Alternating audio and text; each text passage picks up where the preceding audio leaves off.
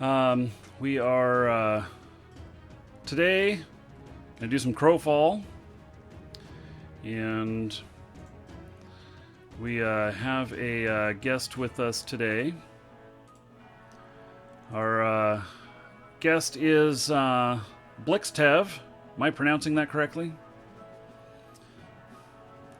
He's not saying anything yet.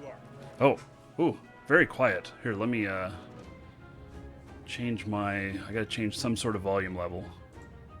Gotcha. Yeah, this is. I haven't used TeamSpeak in a while. Yeah. Oh, let's see. I'm 100% maximum on everything. Here, let me. Nice. Let me see if I can boost the outbound. Yeah. You can. So, okay, I'll let you take a look at that. So, today we're going to do some combat testing for Crowfall. This is just this much. You see how much is in between my fingers? This much coverage of the game, of what it is in entirety.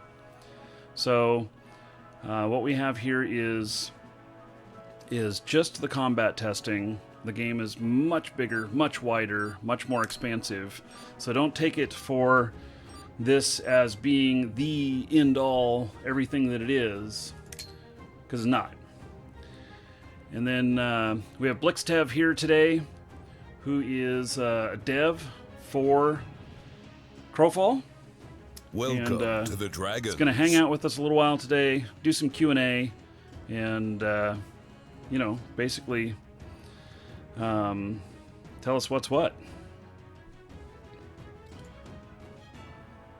Yeah, I'm looking for the best button here to boost my outbound.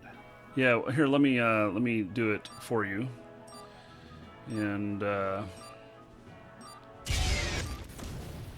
okay, I boosted you. How's that sound now? Woo! Yes, very good. Okay. I see you're in the game already. Yeah, yeah. Well, I wasn't gonna wait around. I mean, Yeah. okay, let me turn you down just one smidge. There we go. Okay, so How about now? yeah. Just as long as we're not both adjusting volume at the same time. So I'll adjust from here on out if needed. Too many variables. Yes, must eliminate. Okay, so yeah, I'm gonna have to turn the game down a little bit. Is what I'm gonna have to do. It's pretty loud. You can hit F12 to bring up your options, and you should be able to lower your volume from there. Oh, okay. Yeah, I actually just did it manually, and well, anyway, there's other players here already. This is not. Come on, really? Holy cow! Oh wow, you went right into Yeah, combat with others. I don't know how that happened. And I've got some lag issues. And I'm about to have a death issue. My own. I guess I'm watching you a little delayed. But Yes. yeah, I don't see your key statistics at the top because your Twitch overlay is over your ping time. It is. And yeah, so 135 milliseconds net and 183 MSG. Yeah, the net is what's killing you there, and that's the internet between your box and where the server is. This is my normal for being on Europe. Gotcha. So- Where are you geographically located? Tampa, Florida. Okay, so probably the Gaia server or Malachi, which is our West Coast servers, would be, or I'm sorry, East Coast servers, would be a lot nicer ping for you. Well, yeah, I did play on West Coast, and I sat at around 90 to 100, and that was nice. But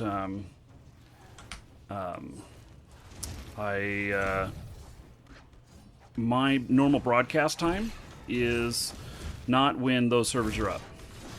Gotcha. Yeah, the East you'd probably 60 or less.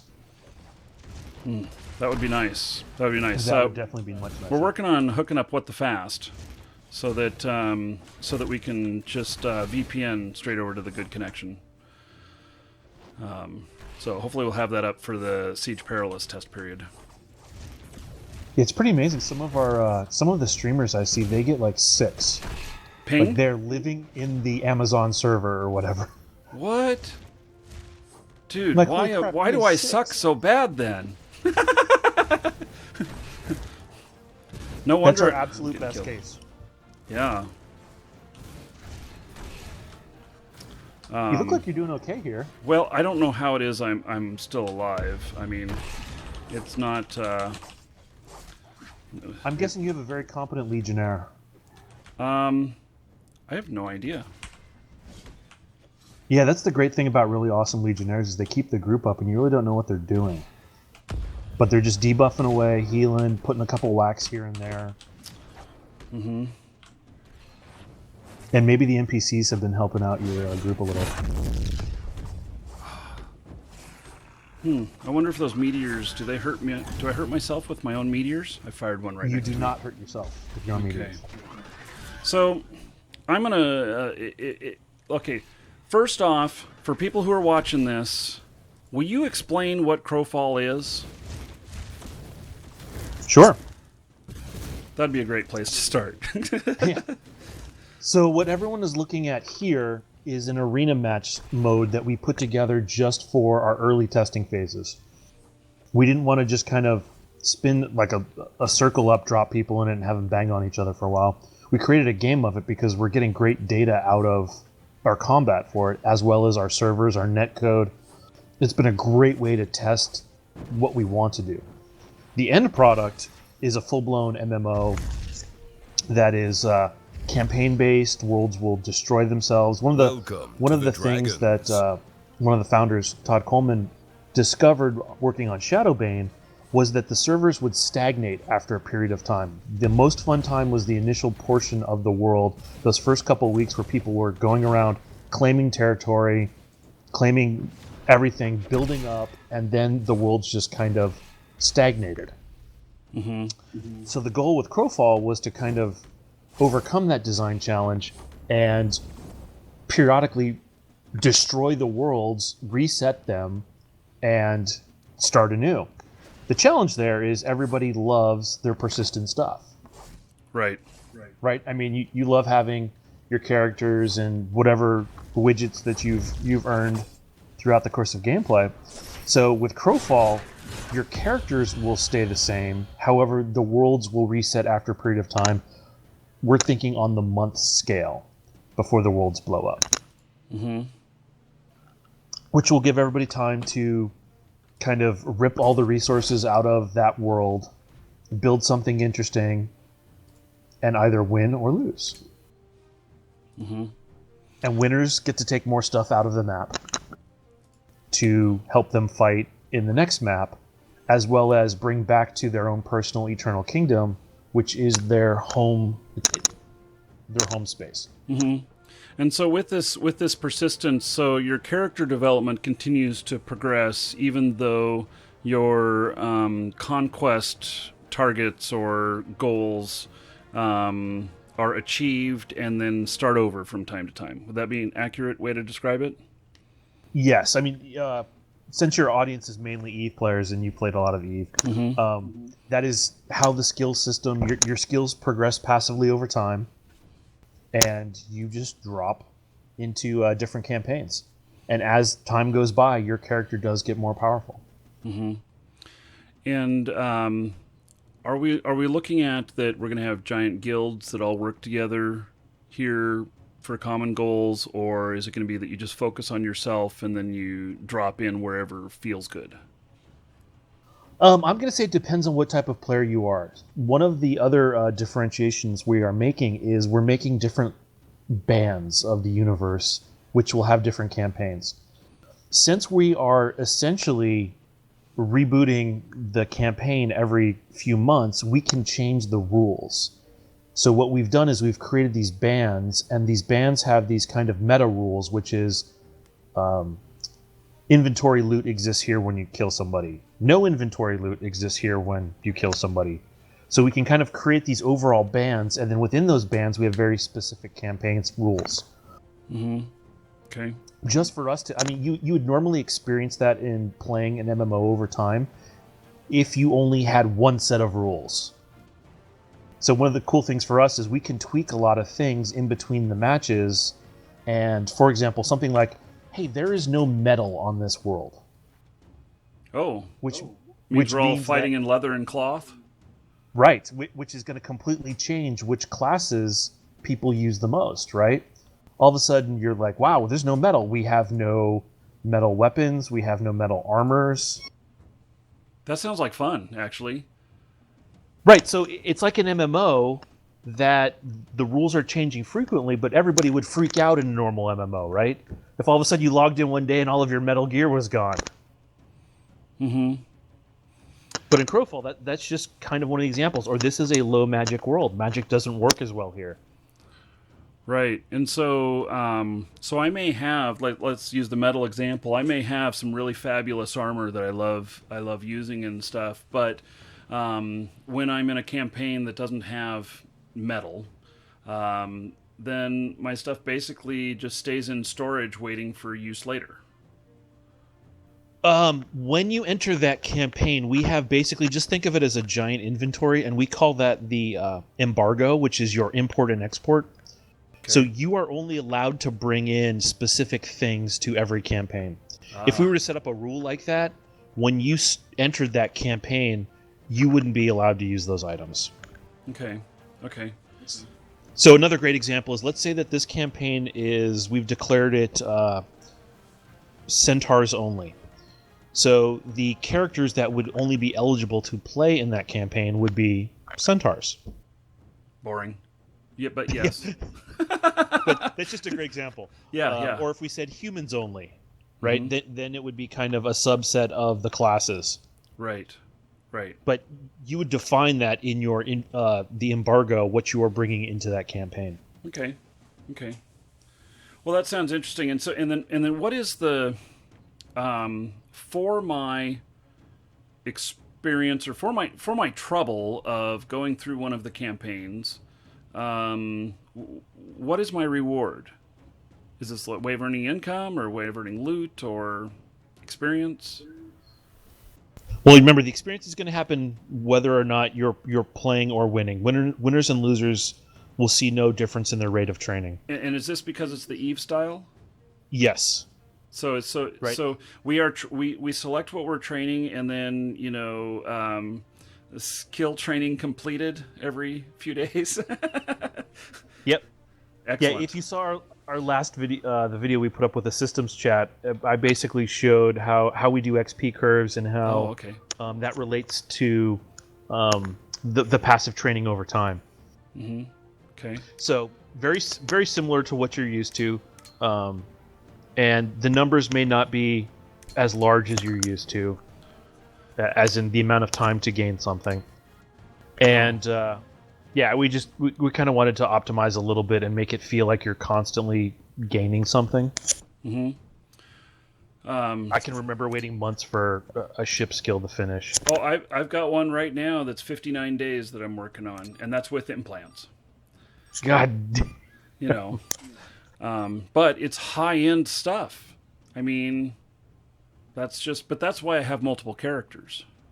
So because some of them, I park them in a station and implants in their head, and I'm like, okay, I'll come back in a couple of months when you've completed this, and we'll work with it, and I'm gonna play another character right now. Right, you're essentially baking a character. Yes. Yeah. Let's put him in the oven. I'm gonna set him up how I want him, and let him bake for a couple months. Mm-hmm. Yeah. Exactly, and I've done that. I've done that actually with a few characters, but I know that I'm not the normal player. I have 21 characters in Eve, and that's not normal. Most people have one or two accounts. You say that's not normal, huh? Well, I don't know. Is it? I don't think so. I was sarcasm meter there. Oh yeah. I didn't pick up on that. Okay, so.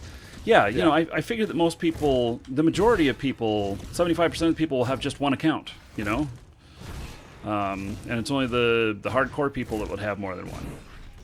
So yeah. Okay, so. Okay, so you noticed that little red flash that NPC did right before he did that frost breath?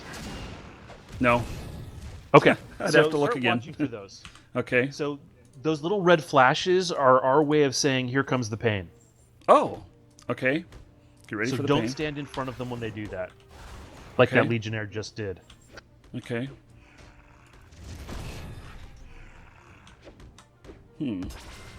Oh, also a way to optimize your windows there, if you just press WASD, it should auto-close all your windows. So you don't have to manually click close on them. Really? Yeah. Okay. If it doesn't, you've hit a bug. Yeah, well, there's been a few, but that's just par for the course in alpha testing. Yeah.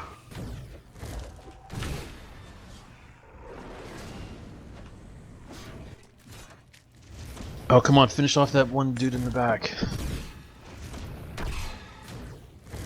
Oh, you're standing in the frost breath. Oh. Okay, I see what that is now. Okay. Yeah, there's actually a lot that I... Okay, so I have a very hard time telling when I'm dealing damage, and sometimes I have a hard time telling when I'm taking damage. Gotcha. Yeah, the Confessor is suffering from that right now. Her particles, as nice as they are, tend to overwrite the effects. Or I'm sorry, the effects tend to overwrite our fly text. So, okay, so I've got this open here, and so I've got all the windows, and so you say WASD? Do I have to hit all that, or just one of them?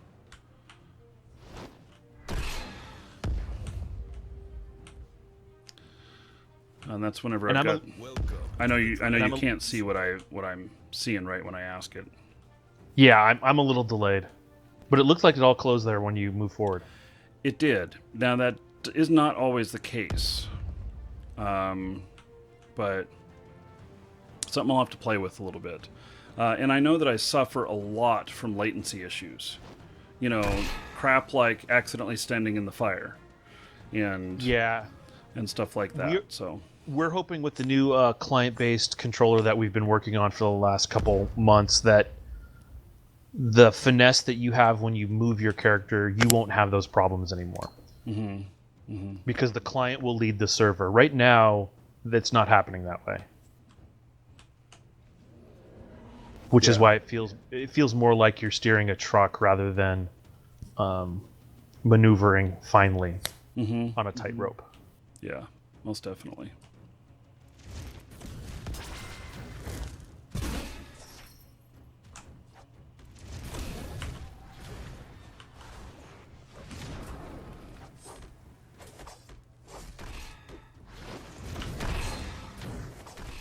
Yeah, it looks like a question in your chat there about UI more centralized. Our UI and UX lead has been working on options where he can put health bars and stuff around more in the center of the character.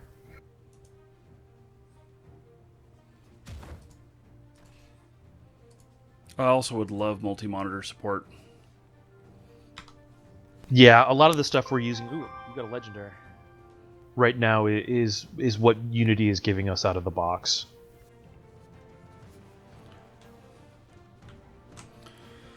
So, and I also look forward to, now I assume that, once we're in the completed game, this isn't going to be this, okay, let's grab whatever we can, hurry up and gear up as we go and fight, or in the middle of a fight. It's going to be, this is my collection of stuff, and here's what I'm going to go out and tour around in today.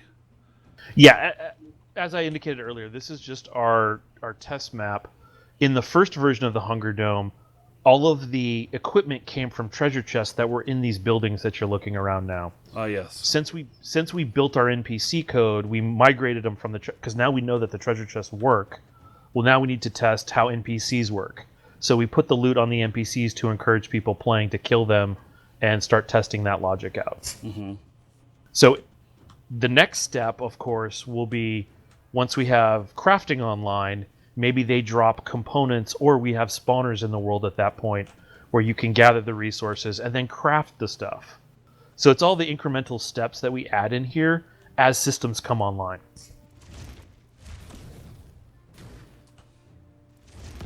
But the next map will be the 2.0 map, which will have more of the siege stuff in it. Mm-hmm. So there won't be this phase of NPC farming. It will be something different. Yeah. I didn't want to give it all away.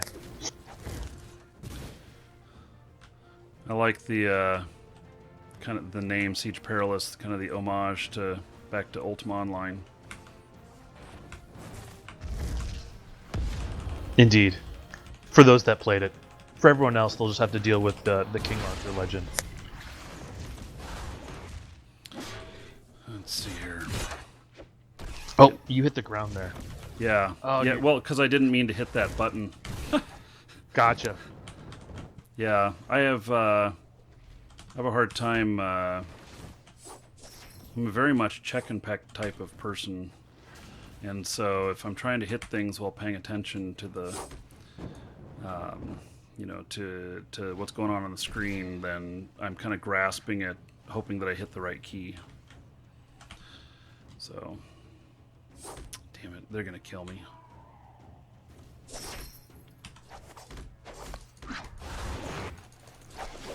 Yeah, it's a 3-on-2 because your first guy got kind of hung out there by himself. Yeah, well, he was looking at loot or something like that, and they came up and killed him. So, yeah, they're just chasing me as fast as they can and keep hitting me.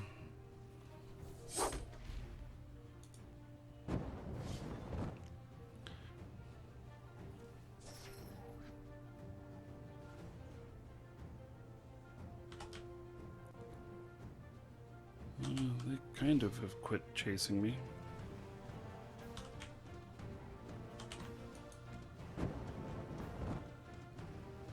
See if I can go get healed up over here.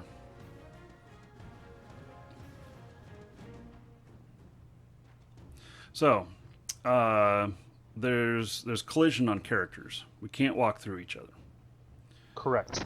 Now, when I'm throwing my spells, like my fireballs, if I've got one of my teammates in front of me, in between what I'm trying to shoot at, and they step in the way, do my fireballs hit the target, or are they blocked by my teammate? We can do either right now.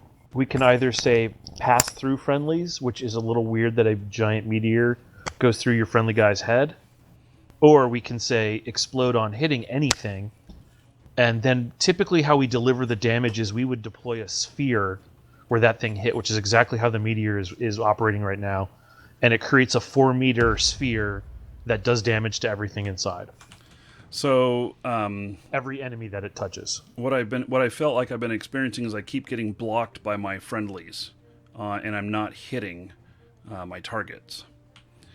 And it depends on how much range or how big the sphere is we've made for what's delivering it. So your left click fireballs have a much smaller area, and for example, if you hit a legionnaire, it may not go all the way through his body to hit the people in front of him. Mm-hmm. You may have to sidestep around and line up your target. Right. Which a lot of people we've noticed haven't been doing because they're very used to tab targeting games where you just tab and it just kind of sorts it out for you. Right. Yes. And that's one thing I've been having a really hard time with figuring out is whether or not I'm actually doing damage. And because I can't tell what is my damage on something or what is one of my teammates' damage, or that they're just taking damage. Right. So you will only see your damage. We turned off teammate damage to help for this problem. So if you see damage, it is yours. If you see red, it is you being hit. Okay. White is you doing damage. You've obviously seen a critical. Damage over time effects are purple. Heals on you are green. Okay. So there is a whole language there, but you won't see your teammates dealing any damage. Right. Okay. So yeah, these are just some of the things that I haven't been able to figure out over time playing. So. Great. Yeah. If you see a number, it's yours. Okay. Very good. I think I'm going to win just by attrition. I just won by attrition. I won. No, there's still 2 of them left. No, I won. So they just killed each other at the same time or something. Oh, interesting. Yeah, I just got the. Again, I'm lagged, so I just got the finish. Yeah. So, Good game. I got 0 kills and I won. It's the Hunger Dome. It's not who gets the most kills. It's who's the last man standing or last team standing. That's funny. That's funny. I was not expecting that. So I thought I was dead multiple times in there. I don't know why I continued to live. So. Well, sometimes it's better to just peace out and survive. Yeah. Crowfall Community is hosting the stream for 1 viewer. Thank you. That must be Pan. Oh, is that Pan? Does she have the Crowfall Community channel or something like that? She's probably playing with it because we haven't used the Twitch stuff too much. Yeah. Well, okay. No, to answer some of the questions, is there going to be a more tanky caster? There will definitely be ways that people start skewing their builds once we add in the discipline system. Because you'll be able to take disciplines from other classes that are granted it, for example. So if you want to be a knight and grab one of the Legionnaire powers that we put into a discipline, go for it. So yeah, there will be ways to skew each of the classes.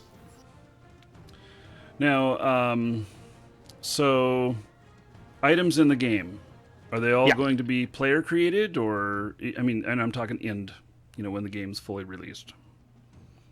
Yeah, so when we get the crafting system in there, the intent is that nearly everything will be. Stuff you will get from creatures will be more of the if you can remember back to the Galaxy style of you would get a cool schematic or something for a rare drop, and that component would be used by a master crafter to make something for you. Right. So it's like the catalyst to get something created.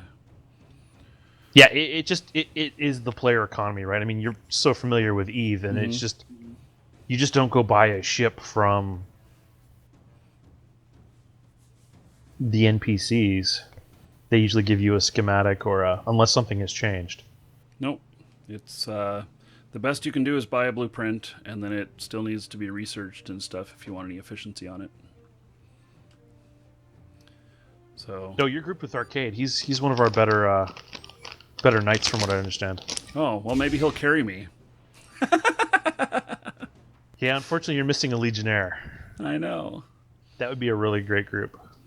Yeah. I found that it's better for me to just choose choose one of the groups and let other people fall in rather than the random, let's put a group together stuff. So.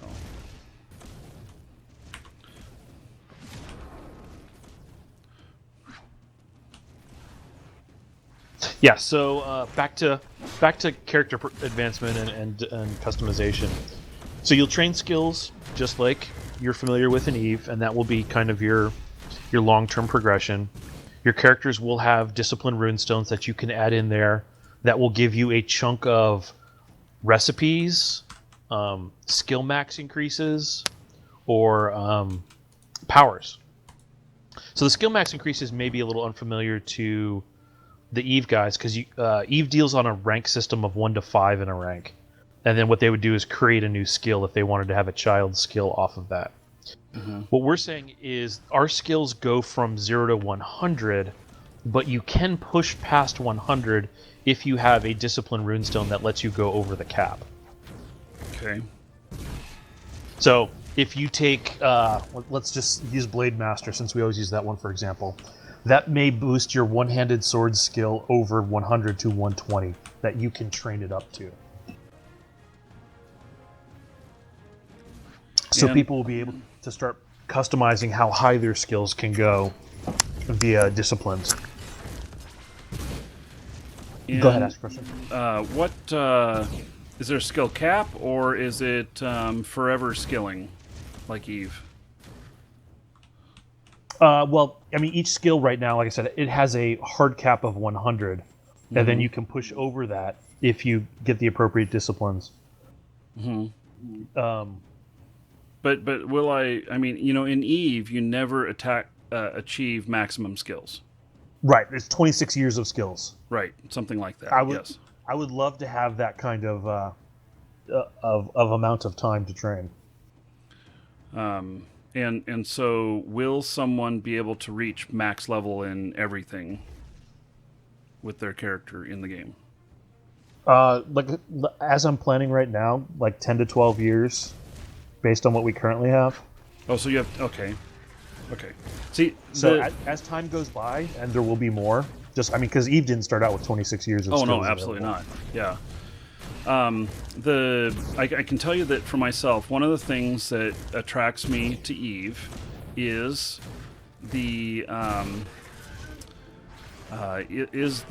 fact that I can continue to progress with my character even if it's 10 years old and everything. That there's still new things to learn and to do and everything, and that's very attractive to me as a player. So I never liked it in WoW when I reached top skill. I was disappointed because I didn't have anything else to work for. Yeah, you had no goals. Right, at that point I became lost. Or I won the game. I don't want to win the game, not this type of game. So Right, because then you win the game, and then you repeat the same activity.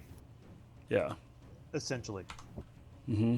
And then you hit this lull of I've done this raid 25 times. Right, and you get bored with it. Right, and there's nothing for me to get out of it, so I'm basically here for my friends. Mm-hmm. And I didn't really like those guys anyways, so I'm piecing. So yes, that is the goal: is to always have something new and fun and exciting to be training in, that unlocks new areas of gameplay. Mm-hmm. Okay. So I'm just looking at some of your chat questions here. Yeah. Is armor weapons gear class base or skill base? Right now, the only thing that we've locked down is weapons. Armor, all of the archetypes have access to every single type of weapon. Nice jump there, by the way. I like that. That was the dash first across time the I successfully have done that. You must be getting better. Well, I'm acting like I'm getting better. So yeah, you will be able to wear plate, a version of mail, leather, and the base cloth as any of the archetypes. Which was a change we made a long time ago, but it wasn't the direction we were originally going. Originally, we were putting knights in plate and confessors in the traditional cloth, and it limited us way too much. And we're like, let's make the armors very different and let the players choose which kind they want. And it was awesome because we were early enough in the project that it didn't mean going back and having to redo a whole bunch of art. I mean, there was some rework, but it wasn't like we had to go back and redo everything.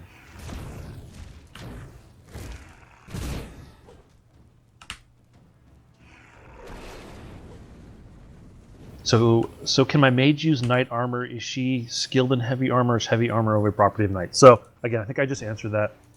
As a mage, you can wear any of the four. Some people have been getting confused on the icons on actually the equipment. So when you loot a corpse and you're like, hey, this is all confessor icons, why did that guy just take a confessor piece of gear? To that other guy, that was a knight icon. Ooh. So we are similar to Diablo 3 in that aspect, is the icon appears what it would be for your class.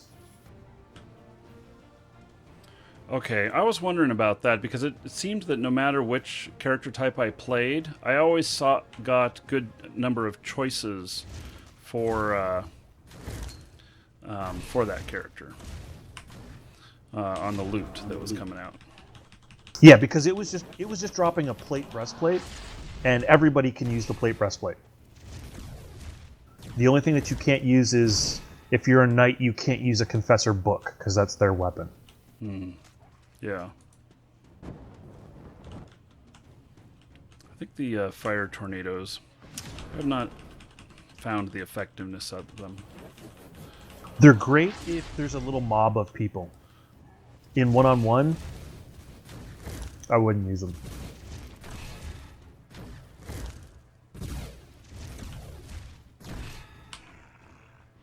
Now they will tick when they hit him a couple times. Boom, boom, boom, boom, boom. It looks like he just took 4 ticks of damage there.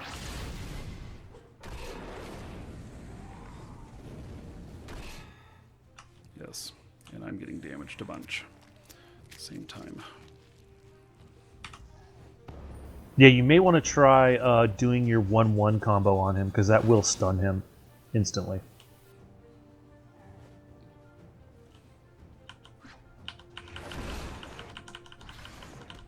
Okay.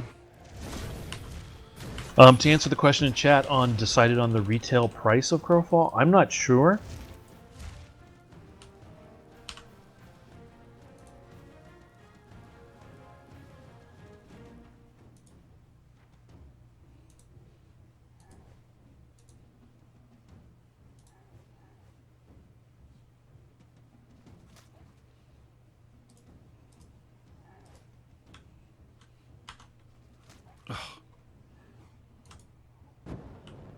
To answer Undead Fred, initially we plan on having mounts as just you ride them. Even though playing a Legionnaire is kind of like mounted combat because they're just so goddamn big.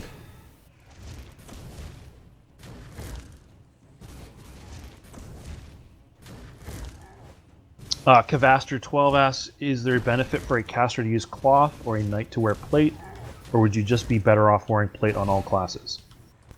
Each of the armor types has different strengths and weaknesses. Plate, for example, is very good against the physical weapons, but it is very awful against magical damage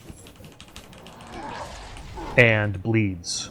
Whereas leather, for example, is not so good against physicals, but it's great against bleeds and fairly good against the magicals. So this is what we think is going to happen here. Oh, you got people all around you. Yeah. Yeah. What we think is going to happen is it will cause a shifting in the metagame where a certain thing will become popular, and then people will start to use weapons that counter that armor, and then the armor is going to start shifting because people are going to start shifting armor to what everybody is wielding. Be back in just a second. We're also going to put, I think plate is, we're going to start experimenting with different movement rates on it, so you will be slower if you're in a big bulky set of plate.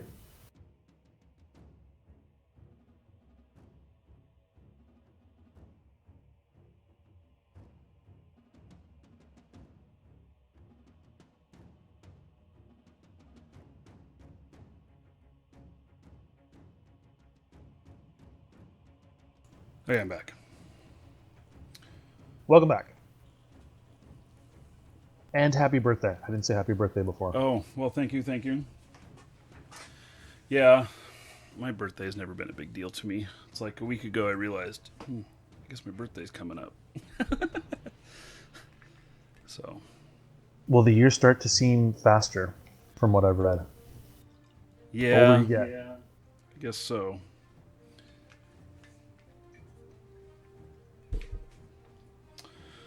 Okay, so I'm in for the next match. So, can you describe a little bit about what we're going to see in Siege Perilous? Right now, because we like to reveal our information kind of piecemeal at a time, I can't give too many details because, again, that's what we're going to give to the backers in the next 2 months as we build it and continue. But the large goal is it is our destruction stuff coming online. Okay. And it won't be 16 teams. It won't be 16 teams. Yeah, which is what you could currently see in a Hunger Dome match. Okay. Oh, and to answer Undead Fred's question, my name is Thomas Blair. I'm the lead designer for Crowfall. And what team am I on? Team leader of development. Tell us, what is your background a little bit? Oh, so I've been making MMOs for a long time. EverQuest 1 was my first experience in it. Really? Did you work with Joffrey Zatkins?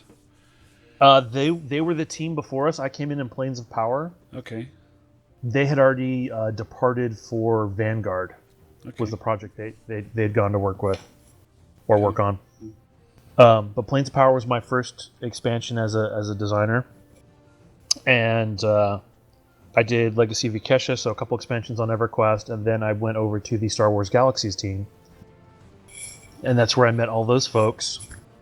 Good game. Oh yeah, it's very appropriate right now with the new movie coming out yesterday. And after Star Wars, I spent many years actually on Star Wars. And then after Star Wars, I went over to DC Universe Online and stayed with that project since it was just an idea on a piece of paper to a full-blown game. And then from DC Universe, I went to work at Disney for a while on some social products. Didn't everybody? Yeah, everyone forayed into the mobile field because everybody was chasing the money, right? Everyone did a stint in. Oh yes, here I forgot to. How did I do that? I almost didn't make it in. I forgot to hit join. you didn't click the join match button? Yeah, I did it now. Okay. I heard the countdown. I'm like, why doesn't that say loading? Good call. Yeah. And then I ended up after Disney working at ArtCraft on Crowfall. Cool. So I've been doing this since 2001, and yeah, it's amazing to see how many things have changed, and a lot of things are still the same. Mm-hmm. There have definitely been some constants, and then all kinds of things changing. So. Yeah, and as everybody tried to shift to follow the success of World of Warcraft, to kind of follow those systems, and not build off of many of the early Ultima Online systems or the Galaxies or any of the open sandbox stuff. Mm-hmm. Yeah, the World of Warcraft was a statistical anomaly. So when you were doing statistics of, what's going on in the market or whatnot, you remove the top and the bottom, and, you have what's left, and it just overpowered everything every time anybody included it. Yep, but just like mobile, right? Everybody shifted to make a game like that to follow the money. Mm-hmm. I don't like it when people follow the money. Follow your heart and the money will follow. Well, I mean, not all the time, but that's just as a general rule, that the really high-quality product is made that way. But to build an MMO, it requires a substantial investment, at least in the old AAA style. Yeah. Right. None of those games were cheap after the EverQuest era. Which unfortunately means that you have to go pony up to somebody for $50 million, and then you lose a lot of your creative. When I've worked with a lot of indie games and stuff, and when I am talking with them and talking to them about what their what their goal is, how they're gonna get to get launched and everything, and about money requirements and stuff, I always offer them to get an introduction to the devil. Because the devil being a game publisher, and right. who it's game publishers' interest at heart in mind, and not necessarily the game developer's interest. So, right, because they just want what is going to make them the most money. Absolutely, and so it's following the money, while the game development team is trying to follow the dream. And right. There's a constant conflict with that, and there always has been every time there's been a publisher and a developer. So yeah, there's some really classic examples of that. I'm sure you can think of a few. Developers just don't have the money to throw down to build something and then take that risk. Mm-hmm. Let's see. Theo Rex had a question about EKs being limited in size, or are they going to grow continually? Are they instanced?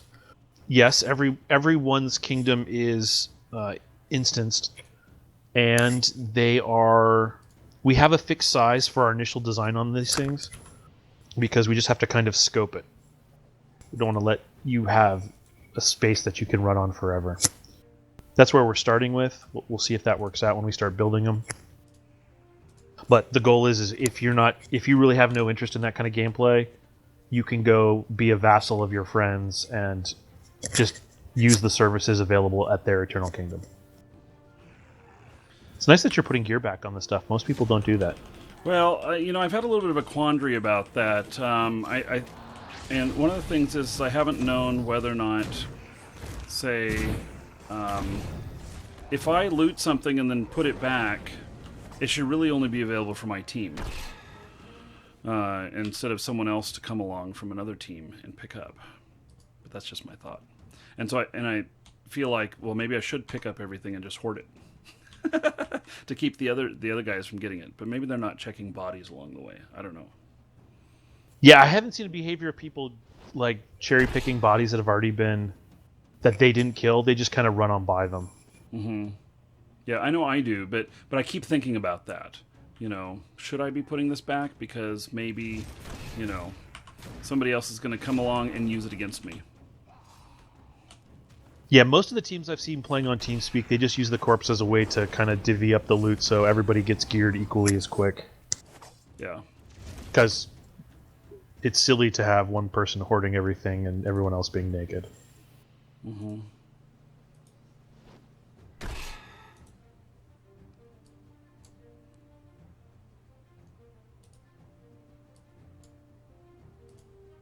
Ooh, was that a purple book? Or is that the purple hat? No, it's purple book. I don't know. You know what? The gameplay is so fast that I do not even stop to study these. It's like, I just gotta... I gotta get ready for the next, interaction with other players.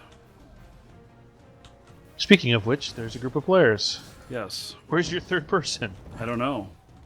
Don't know. Oh, your group with Oberon. He's one of our legionnaires that almost always makes it to the end. Yes, he seems to do quite well. I've played with him several times now, and seems to do pretty good.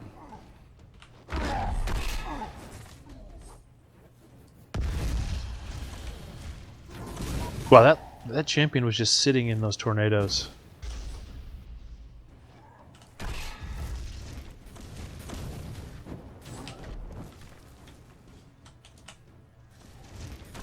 Nice, you took somebody out with a meteor that you were aiming pretty low on. Yeah, well, I just... yeah, I don't know half of what I'm doing. I'm just trying. No, you're doing really good. Normally, one of the challenges we have with our streamers What am I getting hit by? Oh, sorry. There's no No player worries, on the I field. hit by tornadoes. Is the challenge is we're dropping you onto a character that is fairly mature, has at least 18 powers, a bunch of passives, and they just have no clue how to play them.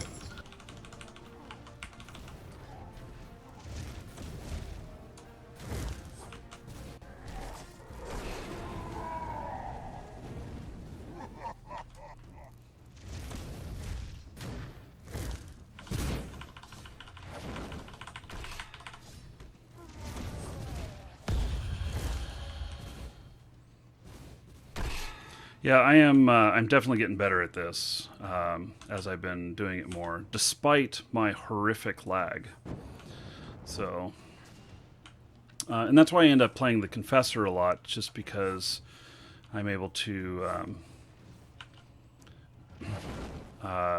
compensate by distance.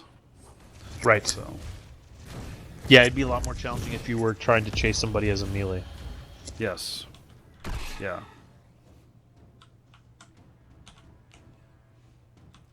Okay. I'd love to be able to see how many kills I have, so that I can boast about it. Go, har har har! Look at my power. Look at how awesome I am. Yes, yes. Fear me. I would fear me.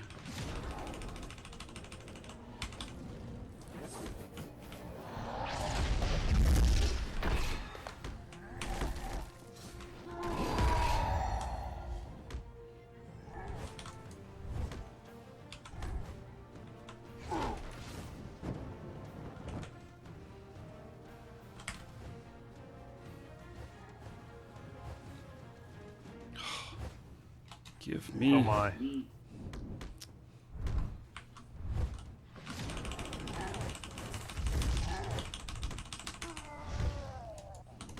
I can't, I fire off combos, and I don't know if it's lag or if they're interrupting me or whatnot. I can't tell the difference.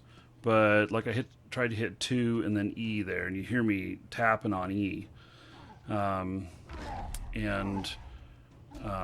is one area I've had difficulty with.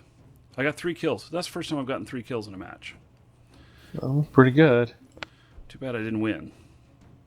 Well, you can't have it all. No, but, it's too bad I didn't win.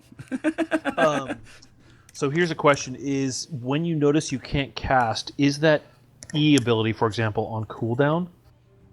Well, okay, so if you hit 2, your skin glows red. Yep, that's your fire shield. And then I immediately am hitting E after it as soon as I hit it, just because I know that that's the next part of the combo that I want. But then I can't. It just never fires off, and I can't figure out whether I'm being interrupted or whether it's not catching it. So, because there is another branching chain off of there, we don't put a longer cooldown on the 2 ability. That E might be on cooldown. So we put a little bubble on top of 2 that shows you which of the combos that it could produce are on cooldown. So okay. look for it in the next game after you do one. You may notice that, oh hey, look, my E is actually on cooldown. So if you were trying to mash it, and of course it's on cooldown, it's not going to let you do anything. Right. We don't have good feedback in yet, which is like not enough mana, or I cannot do that. Right. Yet. Yes. Right. That's a bug that I wrote months ago. It's just a lot of things kind of. And when you have that feedback, so when they try to do it for the same thing for a 3rd time in a row, can it say, "Dumbass, we already told you don't have enough mana"? Your door is ajar. Close the damn door. Yeah. Yeah. Got to add some humor in there. It needs to give you some feedback, and right now it's not. At least the cooldown is in there, so we could see, yes, it's not a bug that it's not firing. It's just it's on cooldown. Okay. Because if we were to lock it out at the very lowest ability, then you wouldn't be able to go 2-2-2 and go up that combo chain if you wanted to do that. The Legionnaire has a similar thing where they're 4-4-4. The 4 in there is a armor break on the enemies, and the 4-4-E is a weapon break.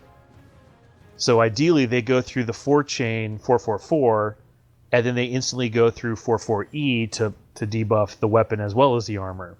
Okay. But the 4-4, the armor break is actually on cooldown, and they are not eligible to do that. And they wouldn't be able to do that if we locked out the 4 based on a deeper combo being on cooldown. So this way we still let them have choice. It's just we need to give feedback that, hey, that line is on cooldown.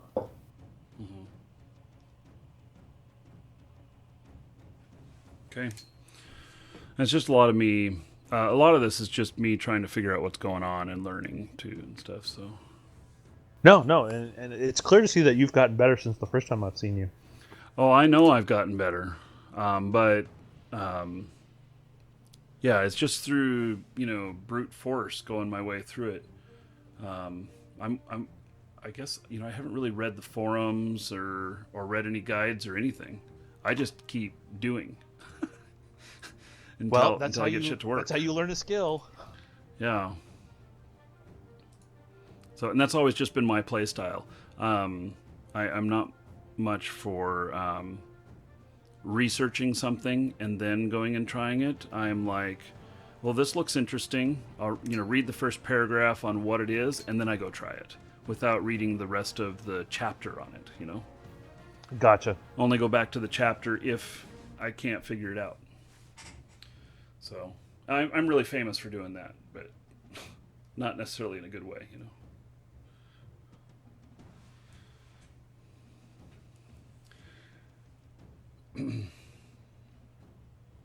Yes, Undead Fred has asked if we have that feedback to let everyone disable it. And yeah, but it still needs to be there every so often so you realize, hey, it's not broken. It's just that I'm expecting it to not be on cooldown, and it's on cooldown. Yeah, I would suppose that you wouldn't need the feedback if you caught the other cues and were not trying it. And then that feedback wouldn't come up if you were astute enough to notice that you couldn't do that. Right, and as you master the character, you would realize that, oh, like on the Legionnaire, when you play, you go 4-4-4, and then you follow that up with a 4-4-E. Your fingers have muscle memory, and you know that that's just how it works. So on the Confessor, you just can't go 2 EEE, or 2 EE, and then 2 EE, and then 2 EE. Mm-hmm. Okay. You are going to catch a cooldown at some point. I had been looking at it as that that it was just, if 2 was cooled down, I could execute anything in it I wanted to. So I hadn't realized the chain could be still on cooldown. Yeah, the 2-2-2 portion of that is fairly powerful because it also pops them in the air and it does a ton of damage. We give damage bonuses for the deeper you go into a combo chain. So typically the final power on any combo chain does probably 30% more damage than the very first power in that chain.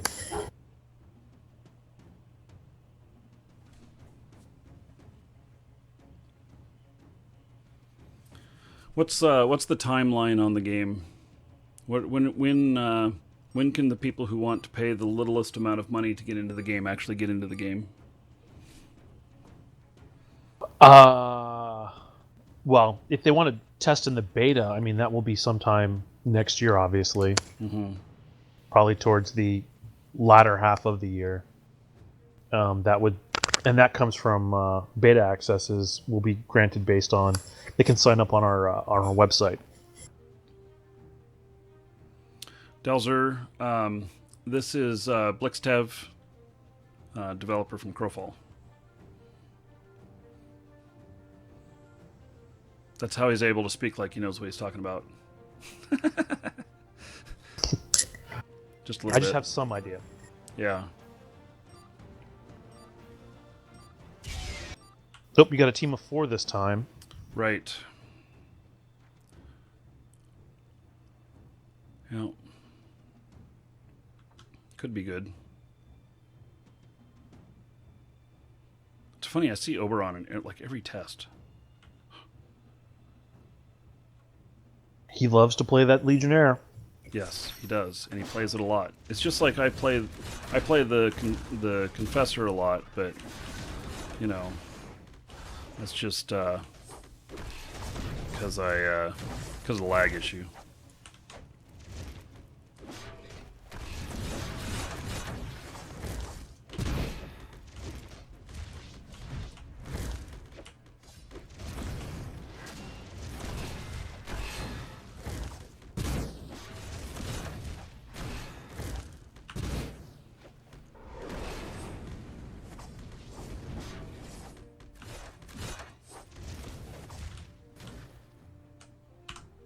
Yeah, so you're naturally repositioning there to have perfect line of sight. Well, I'm doing that because I, believe that I can't hit something if I can't see it. It's a good habit anyways, because your caster, if you're playing as a short-range caster, which you were there, you should be standing behind the mobs so you don't get hit with any of their frontal cone stuff. Mm-hmm.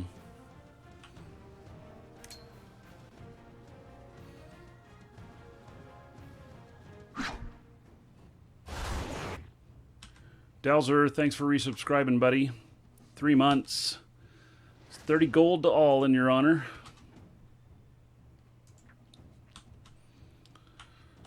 Okay.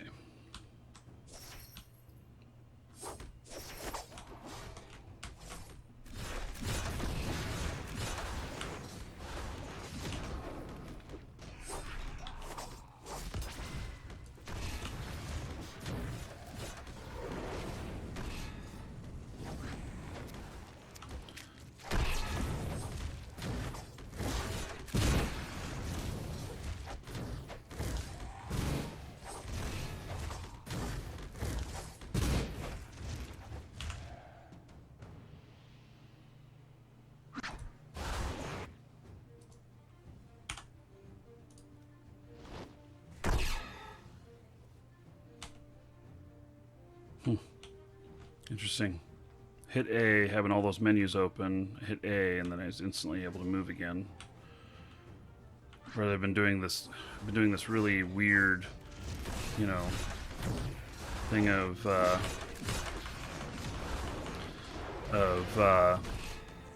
closing windows and then hitting Alt to break out of that. Yeah, that's the long way to do it. Like I said, just hitting any movement key just instantly puts you back into movement mode.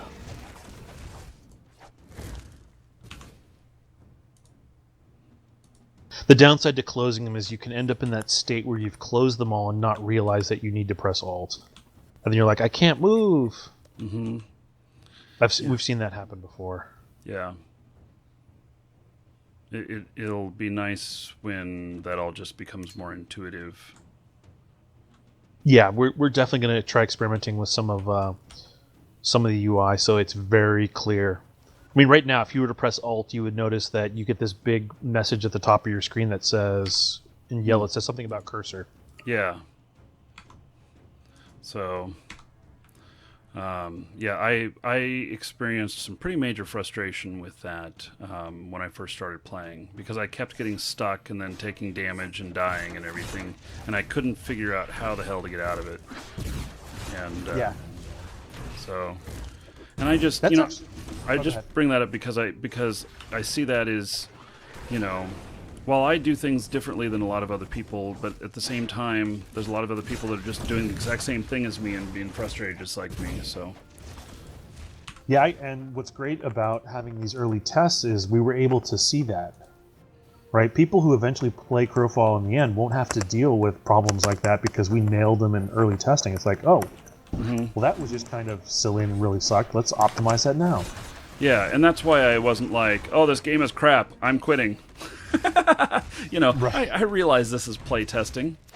And, when I'm streaming it and stuff, all the time in chat, people come in and go, this is it? I'm out of here. So, but there are people, I guess, who weren't going to listen anyway. I mean, and it's not like it's obvious. Like that building that you're standing next to has the word temp written all over it. Right. And that rock. Right. Well, and then people say they didn't even take the time to do the graphics. What the hell? And, but I don't know. There's a lot of, I have a lot of experience with, beta testing games and stuff. And I guess I get it. But a lot of other people who have the patience of a flea don't know what they're seeing. I used that word. I insulted him, so you didn't have to. Yeah. That's very nice of you. Yeah, it's just a lot of people don't have experience with it. They've only seen finished products. And this kind of let's show the game before it's complete is relatively new, right? I mean, if you have to talk about back in ye old days, there was only a couple kinds of games who could patch. Right? Most console games didn't allow you to patch at all. Mm-hmm. Right?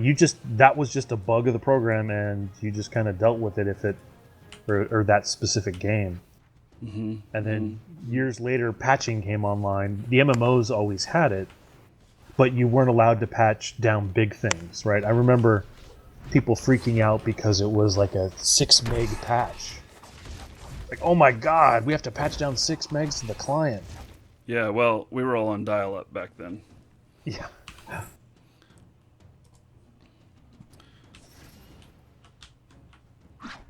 I saw a question about when will crafting be ready. I don't anticipate to see it in part of the 2.0 cycle. That's probably going to be in the 3.0 cycle, which will be later next year.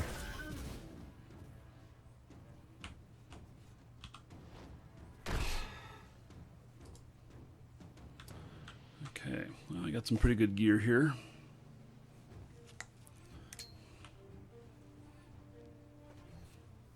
I also, I think that, and Gordon has mentioned this to me a few times about his, wanting to make sure that people who do Kickstarters and stuff have a good experience. And, but it really has been, in many ways, a poor experience for a lot of people who funded Kickstarters. And then, early access into games and stuff, they don't give it's like they're being released before they're anywhere close to being done. And so by the time they're finally released, they're old news. And I think it's a suffering. I know you guys are, in that release model and everything, but it's one thing that definitely concerns me about the games market these days. Oh, yeah. Well, again, when we talked earlier about everyone following the money, right? Mm-hmm. Wow, somebody made it big on Kickstarter. Let's shift there, right? And right. A lot of people who have never really built a AAA production before kind of jumped in there. They're like, hey, me and my buddies can let's make something. Right. Right. And if you sell a dream and enough people buy into that dream, and then you don't deliver on that dream, you're going to have a bunch of upset people. Right. Right. Yeah. So, and it's really easy to buy into a dream, right? I mean. Oh, hey. Been there, done that. Right. I mean. I've funded some things that died before they were ever launched. So yeah, I think it's really important to look at the pedigrees of the people who are asking to make something, because if they have never made anything before, it's a good key indicator of the potential success of a project. Mm-hmm. Which I'm definitely happy that our first test was building on 16 weeks of combat testing, and we kind of nailed our times. And yep, the world was gray box. It was playable. People had a lot of fun, and we just used that as our stepping stone to this version of the Hunger Dome. And just when you look at videos from the two, there's just so much difference in that 8-week development cycle. It's really cool to be part of that. I have extreme frame rate problems this time. It's weird. I can't see your key statistics. Again, you've got that frame over there, so I'm not sure. Yeah, I'm at, now I'm at 30 frames. No, I'm 16, 18. I've been noticing that playing this time. Do I have another game running in the background? So putting in NPCs cost us, and these textures did cost us an FPS hit. I mean, it just is. It's more stuff in memory, right? Mm-hmm. And we don't have our LOD systems online yet to kind of get rid of the stuff that we don't need to show you. So there's definitely optimizations that will happen, but this was great for getting these systems online. And wow, look at what they did to our frame rate. Let's optimize that a little bit.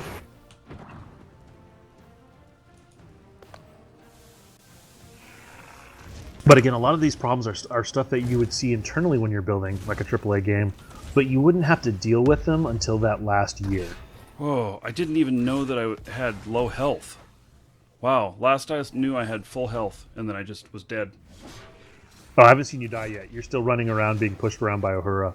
Yeah. Oh yeah, you're at a sliver, man. You got nothing. Yeah, I didn't even notice. I got it. I guess that's just one of the things is that I need to know that.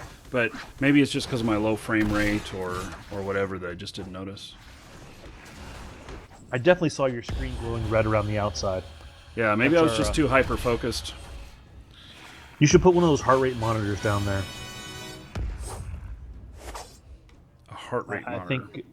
I think Rufio, one of our streamers, he has a little heart rate monitor that he connects to himself. Oh. And it has a little display in the stream, like as one of the overlays. So you can see in particular action-y moments that thing's spiking up to 120. You're like, oh man, that's really cool. Interesting.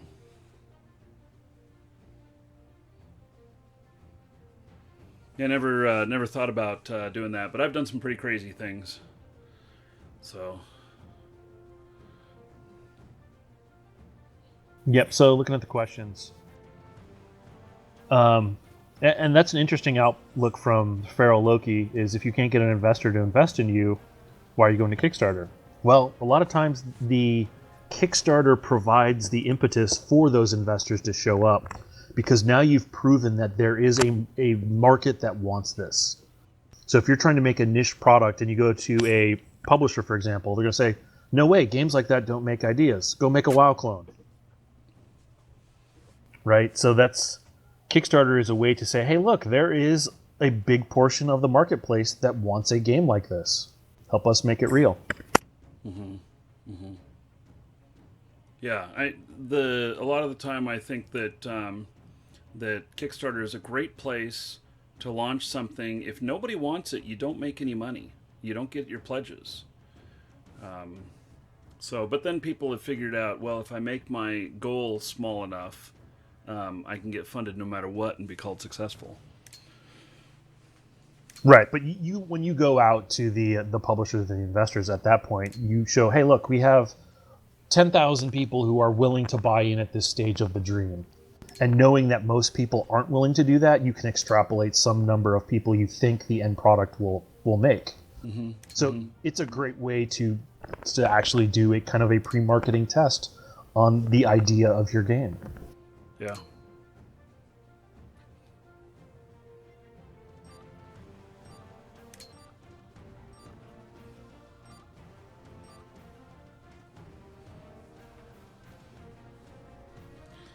Nobody wanted to team up with me. Everybody chose the other team.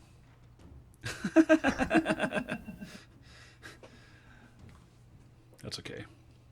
I killed Oberon last match. Well, that's all that counts. I think he's sitting in your chat, too. Oh, you may be. Yeah. Yeah. Hannibal Chupai, Crowfall is using Unity 5.x. I think we're on 5.2 right now. For the client, and the server is all our own proprietary stuff. How many people are we going to? What do you guys envision that the world will look like? Is it one universe? Is it sharding? What is it? Well, since your character is universal, right? Essentially, you can take them between the campaigns. Mm-hmm. There's those rule set bands, which would kind of be the equivalence of shards if you were thinking of it from an old shard perspective. Sorry, I have a Screaming Kitten on my lap who's kind of... And what about the geographic regions? Well, so the environment of every campaign should be unique. We are going to use the same base building blocks, but then every world that assembles is going to be different. So a castle that was in one location in one campaign probably won't be there in another one. It might be something else or nothing, just wilderness. Well, but what about like USA and Europe? Oh, you mean the actual servers? Yeah, like real geographic. I think that we're going to use the what we're doing now, right? We're using Amazon in Europe. We're using Amazon servers on the West Coast, East Coast, Singapore, Australia. Mm-hmm. That is one of kind of the advantages of using Amazon is we can very quickly spool up servers where we want to. Right. Now the question is, will your characters be saved at such a level that you could jump to Australia if you wanted to? I don't know the answer to that. Mm-hmm, mm-hmm. But Australian players are going to play on Australian servers, and U.S. players play on North American servers, so there will be. I was just thinking of like the physical separation. So the Europeans who are my normal viewers. I'm like 50% Europeans in my time zone that I broadcast in. They might have to play on U.S. servers in order to play with me. Right. Mm-hmm. I don't know that fine level of the architecture design yet for the long-term persistence of characters. If it will allow. If you want to play a campaign, you have let's just say you have a campaign that you are in both the U.S. servers as well as in the European ones at the same time. You just jump between the different campaigns based on the time of day because of your stream schedule. That would be interesting. Wow, 2 failed matches in a row. What happened? You're still loading on my screen. Neither one of them loaded. They put us back to join match. It's my third time going in. Interesting. Usually that means the physics process has gone down. So, to answer some of your questions, as the world starts to decay, will we notice a difference in the realm? Our goal right now is to have the 4 seasons, spring, summer, fall, and winter. As those seasons progress, we have different appearances for all of the creatures and the environment. So when it's wintertime, it should feel like winter. And the creatures you're fighting right now are the winter versions of both the Hellcat and the zombie. In the spring and summer versions, they actually look more like you would expect a mountain lion to look. I believe that was kind of what the basis of the Hellcat was.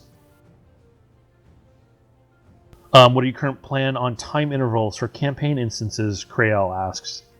Currently, we're thinking on the monthly interval right now, so somewhere in the time frame of 2 to 3 months.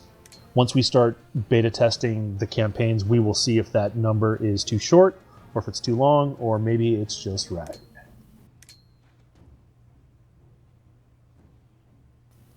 Are they going to be working some more on the movement system? Asks Feral Loki. Yes, we've been working on our client-based character controller for a couple months now. It's getting ready to deploy, and basically the client is where the second you press a movement key, you will move and you will animate. Right now we're using a server-based controller, so based on your latency to the server is when your character is being told to animate, and that may be up to a second and a half or longer based on your latency. I think the game is borked. Let me slide over the Slack channel and see if anyone's saying anything. Okay. I'll try and get into another match here.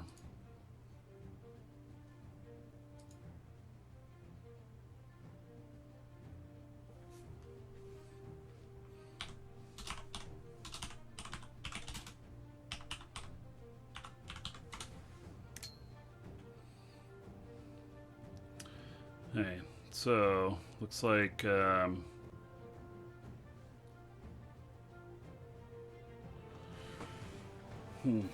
maybe another group made it in.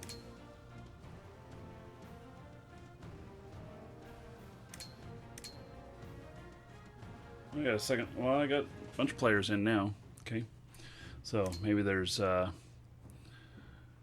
see. We'll restart the client if this persists.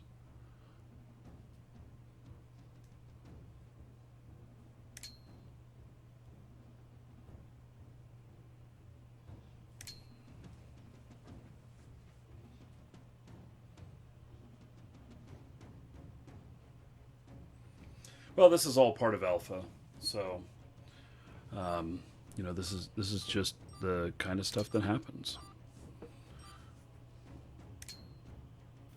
Yep, and our engineers in the office are looking at it, seeing what's going on. Yeah, okay. Yeah, I'm going in. It's kind of convenient the way that we're all in channels now, and... Mm-hmm. Obviously, okay, if you have a kitten on your lap, you must be working from home. Yes. Or it's the Crowfall kitten.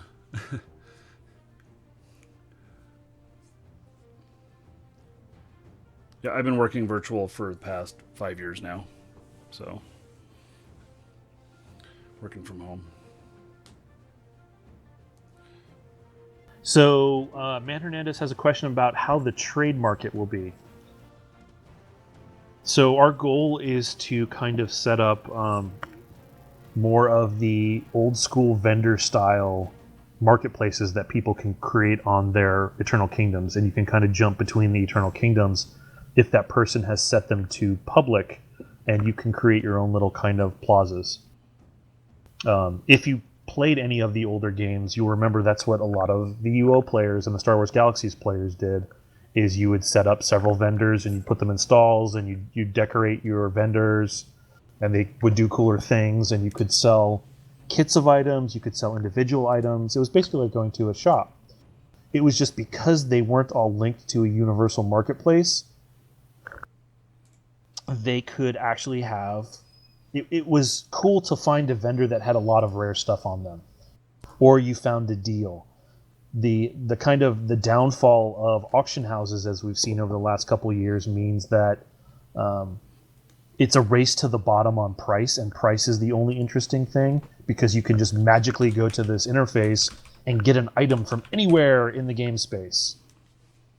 So we're trying to revive some of that old feeling of the shopkeeper, and people who run well-run shops, the word gets around and people start to go there, and it does become a hub for exchange. People travel to a good place, just like right now. You know, you know where to go to get certain things. Well, yeah. I mean, when I first started playing Galaxies as a player, I had a town, and I funded that entire town off the proceeds from my armor crafting sales, and I was one of the more well-known armor crafters on that server, and I always kept my vendors stocked, which was the important thing. Is nobody likes to go to a marketplace where the vendors aren't taken care of. So it becomes a playstyle for a bunch of people is to just stock their shops. There's totally. I've talked about, you know, my history in a lot of games is I play the merchant class, even though there has never been a character classification of merchant that I'm aware of in any game that I played. We did have a skill line in Galaxies, the business line. And it unlocked additional vendors for you. It gave you the ability to have your vendors do emotes and wear cool custom clothing and have barks when like someone breached their trigger volume. You'd be like, "Hey, Marquis, check out my wares." Right. Kind of basically giving you cool customization of your shop. And then you could put barkers in town like, "Check out Marquis' ball." Now, it was a bit spammy, I will agree there. But you could totally be a businessman if you wanted to in the original Galaxy skill trees. Yeah, well, that's what I've always done. I mean, even in Eve right now, I have, tried to fund myself and grow to be like mega rich so that I can go out and fly anything and have a good time and not worry about whether or not it blows up. Yeah. So, and that's part of the fun for me. And in fact, when I'm not, working in a group and, doing combat or whatnot, and if instead I just want to sit in front of the TV and piddle around on my laptop and do things, I'm doing market transactions, So, I don't know if we're going to get in on this. I restarted my client, and quit and repatch. What? Yeah, it looks like Bill thought the Europe test was over, so he started pushing down a new client for tonight's last U.S. test. Oh. Okay. So it looks like you may get a new the new stuff, and let's just sit around and see. Yeah. So okay. Well, let me launch it. Couple of comments on the launch stuff and everything. Is that if I authenticate through the patcher, why do I have to authenticate again in the client? I'm always ending up having to put my login and password back in again in the client. Yeah, we did that just to annoy you specifically. Okay, good. And then if I use my secondary authentication when logging in on the patcher, that should also pass forward into the client. But also, maybe it should be tied to the machine, to where you don't have to use secondary authentication because of the machine's ID or whatever. Yes, totally agree. That flow will get one of those stages removed. It was just our early way to gate people from patching the client and essentially charging us for downloading a client was to lock it out at that first level. Okay. So anyways, just some thoughts. So, and of course I know it's see here I am entering it all in again. Oh, and also as a streamer, I shouldn't be showing this information. Yeah, I thought that we fixed the 2FA showing actual digits. It doesn't show the actual digits, but just I guess just even showing my account name. Yeah. I'll get one in there for you streamers. Get a bug in there for you. No servers are. Oh. Okay. Well, now my client is invalid for Europe. So. Okay, let me see what they're saying in Slack.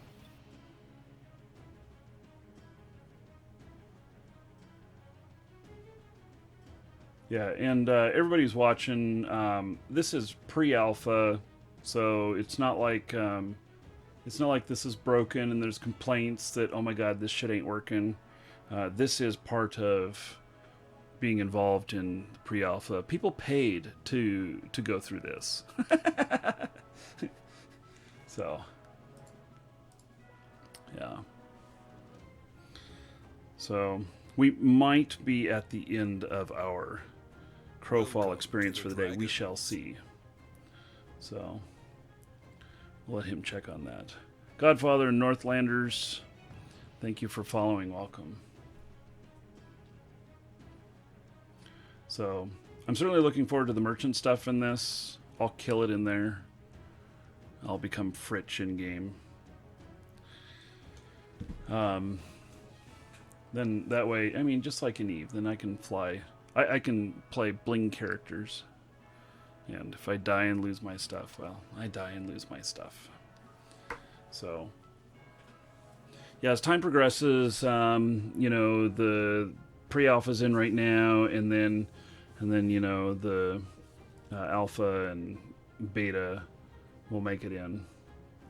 So, I have not seen the $10,000 VIP thing. So,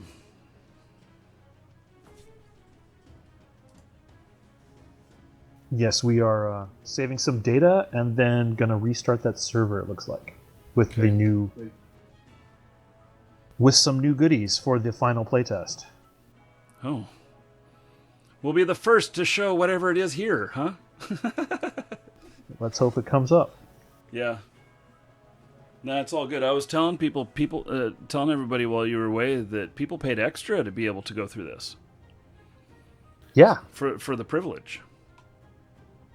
Well, there's also some behind-the-scenes stuff that the higher backers do have access to.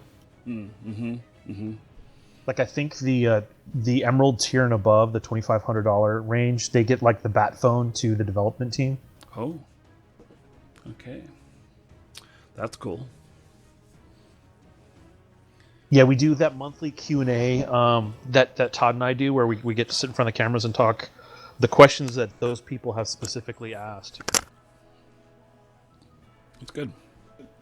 So yeah, there is some kind of velvet ropes for people who are really interested in this dream, and they want to have their ideas heard. And that is one really good thing that's come out of Kickstarters is those people who have the entertainment dollars to spend lavishly on a video game that can get something extra for that they would not be able to obtain otherwise. Well, more importantly, they can fund dreams that would not happen without their dollars. Mm-hmm. Right? Because the idea of, if you're going to make an example, a AAA product, you have to go to a publisher and say, hey, we have this idea. And the publisher goes, well, is it going to make any money? And you go, I don't know. They say, thank you, have a nice day. Right. I know, you got to show them the money, which means someone's already done it before. Which means you're making a derivative product, right? And some of the great things that Shroud the Avatar, Camelot, Unchained, Crowfall have been able to do is to go back to those roots of design that we have ignored for the past 10 years because we've all been making WoW derivative games. I've noticed playing Shroud of the Avatar that there's a lot of things in Shroud that seem to be what would have been a natural advancement, if Ultima Online 2 had ever come out and such. and that feel right. They feel kind of old school, but they feel right at the same time, and they're not based off of WoW. Right.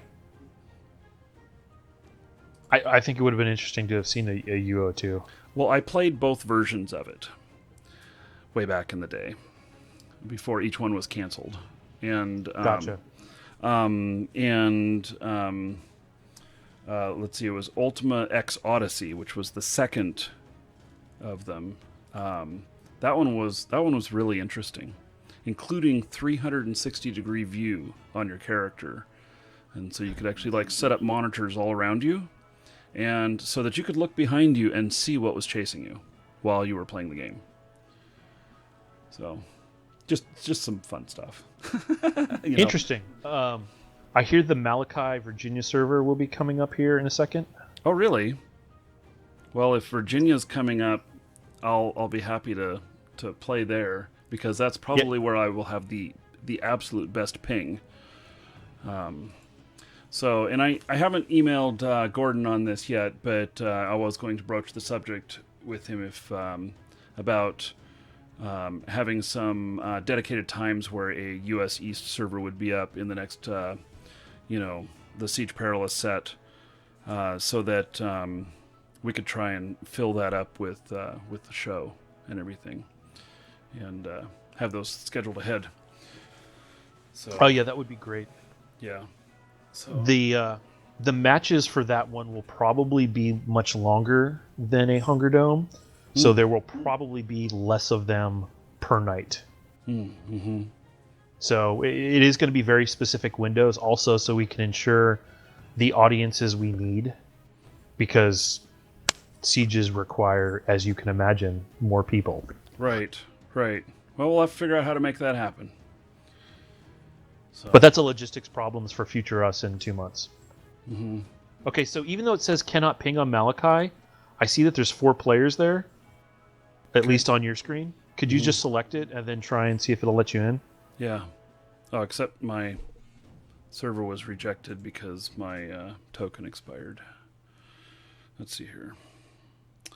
Because I hadn't logged in before because the server was... Anyway, never mind. Doing that now.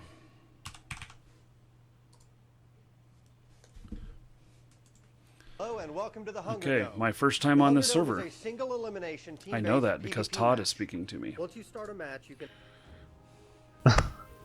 Okay, canceled that. Okay, let's make Confessor. Ooh, I can't wait to see what my ping is.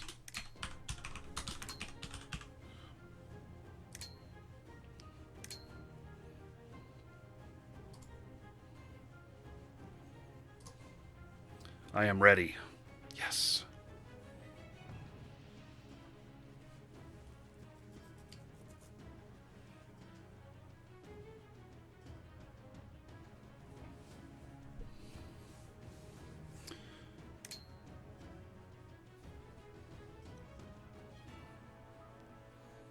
It's interesting.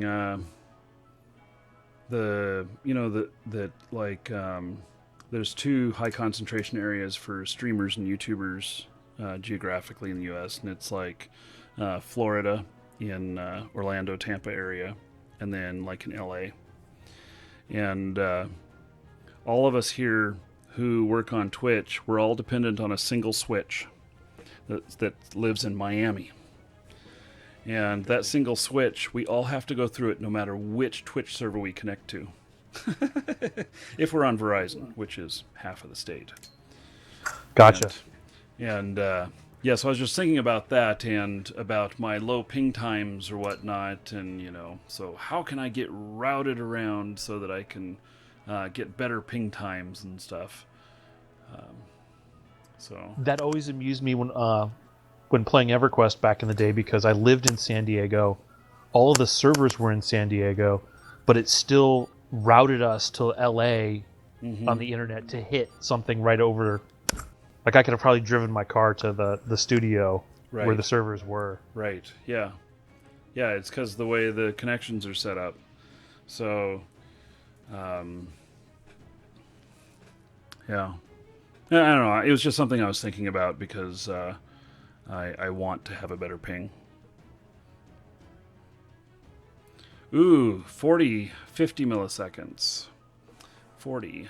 I wonder if I can that it's actually a complex thing up at the top there. So let's see. 40 is a lot better than 130. What's it? Hey, and you're with Oberon. Yeah, okay. Well, I tried to do a thing that was just a raw image, but can't do it. Okay. So. Okay. I think you guys want to make sure you make it to the center of the map. Okay.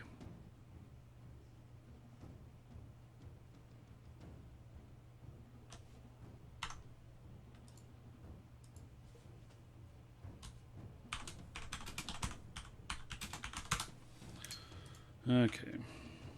Oh, cursor mode. Well, thank God that was coming up, because that's the problem I was having before. So they got the same message. So they're all. I lost them. They're running so fast because I stopped to type to tell them where to go. Nice. Yeah, I see that now on the stream. Yeah.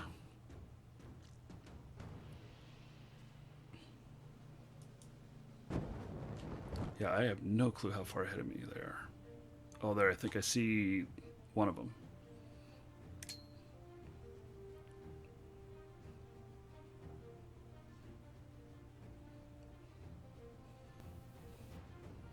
Yeah, you can also hold the shift key down to sprint if you... Yeah, there you go. If you want to wear. Yeah.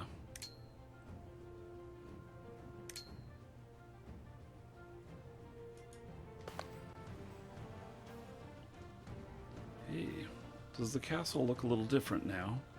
It actually looks like it has some wood beams on it. Actually, it's textured. The castle has real bricks. They're not test bricks. Oh my goodness.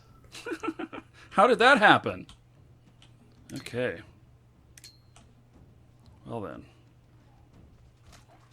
Oh, I'm getting attacked. Let's see. What else am I hearing here? Got...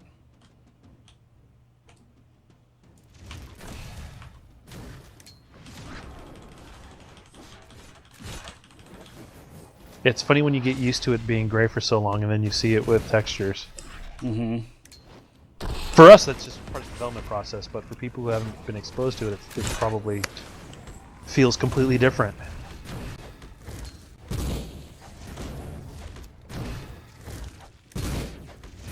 Yeah, tornadoes are really good in a situation like that, and so is the pulsing aura and the flamethrower. Right.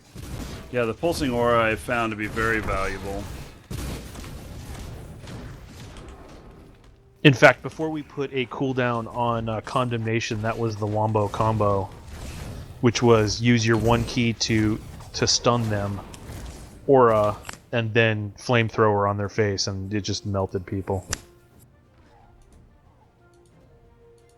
And yes to marine methane that we are scheduled for later in 2016. Okay, opposing forces are here.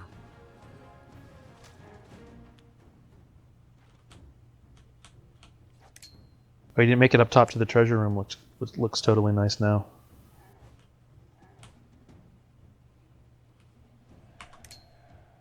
Look, stairs with textures. Oh my god.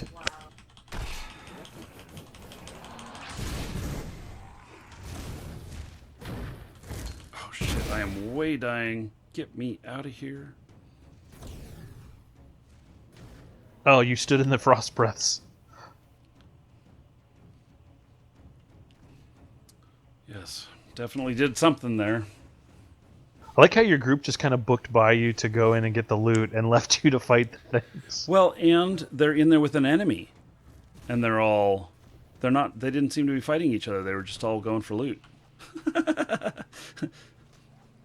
Whatever.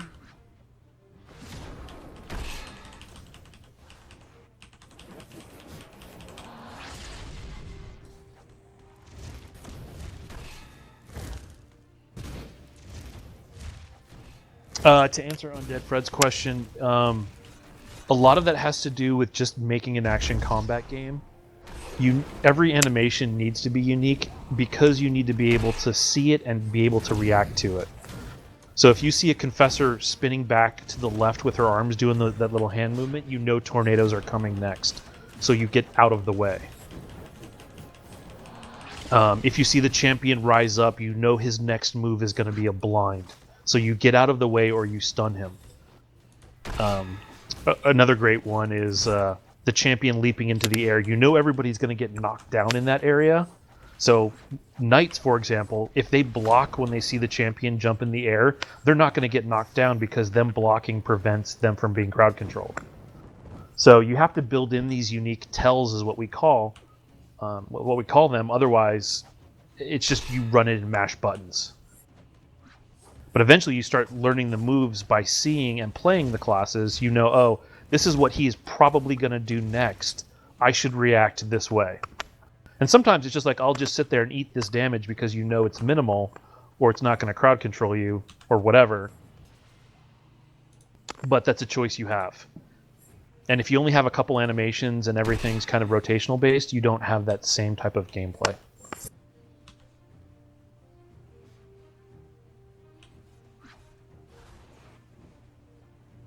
I think once the client goes, or once the movement goes client side, it'll make another big improvement on how this feels.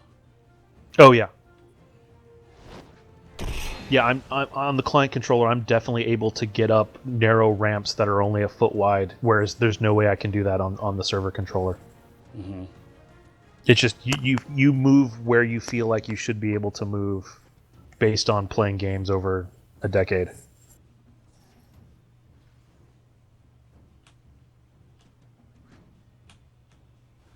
Yeah, it also Undead Fred. It also has to do with the speed of your combat. If you go too fast, then you're not able to react in time. So the slower you make it, you can tell what is coming.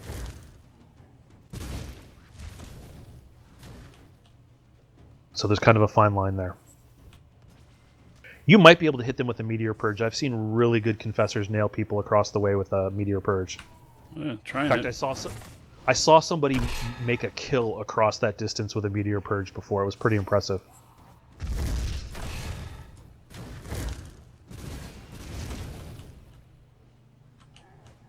Quit pushing me.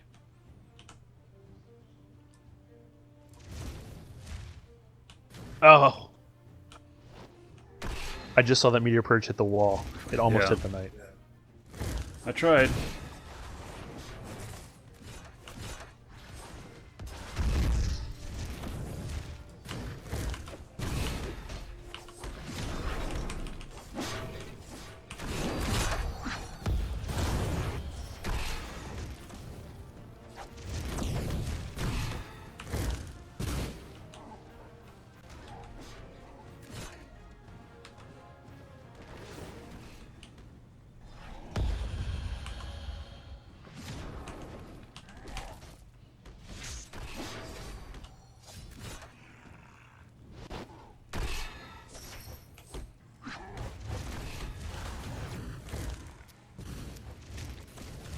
Oh, there goes Gordon.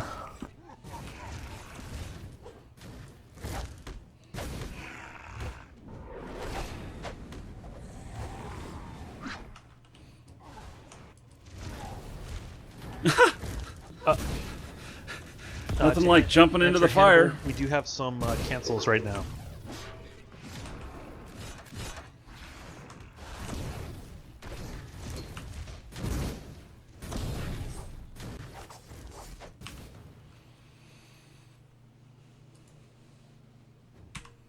Okay. Well, maybe I don't have a book yet. Maybe I should pick that up. You guys did pretty well in there. Yes, the animations do lock you in place. But they do have some degree of root motion on them, is what we call it, which moves you forward. And the power attacks all execute towards the reticle, so it will push you forward in the direction that your reticle is. Oh, there's no fountain in the middle anymore. Just some beam of light, which looks scary to walk into. Look up. I can't. Oh. Yeah, you can only look up so far, at least, or I don't know how to look up further. Yeah, let's see. I'd have to get way back to. Oh, you could also mouse wheel into your character.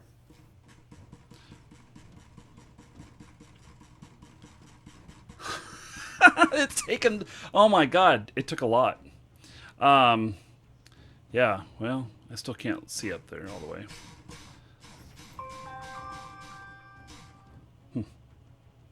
Okay, I guess we're just waiting for the one player who needs to die for us to win, because we've got 4 and there's only 5 people left. What is Gotcha. Yeah. What does the message thing mean? MSG number? Oh, Emmett. So the net number is the number on the left. That is the time between the server and you. The number on the MSG is the time through the servers back to you. Okay. So basically, how long our servers are taking to process your messages. So if you subtract the net from the message, you can see what we can account for and what we can't account for, because there's nothing we can do about the net number. Mm-hmm. Okay. That's just the internet. But if you were seeing an 1800 number as your MSG, then and your net is 100, then there's obviously 1700 milliseconds of stuff we are doing that's probably not supposed to be happening. Yeah. Hey, well, looks like the test is over. Woot! You got to see the textured keep. Yep. So, okay. First people in there. Okay. Should all feel honored. We got to see real bricks instead of test bricks. And wood. Oh, yes, and wood. So, okay. Great.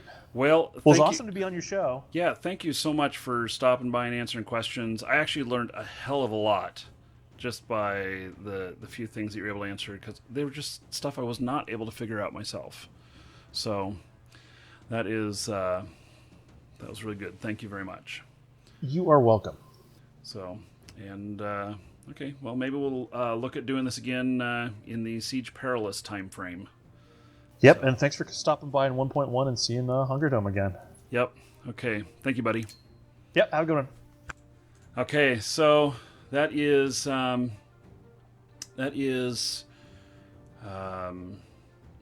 it for today.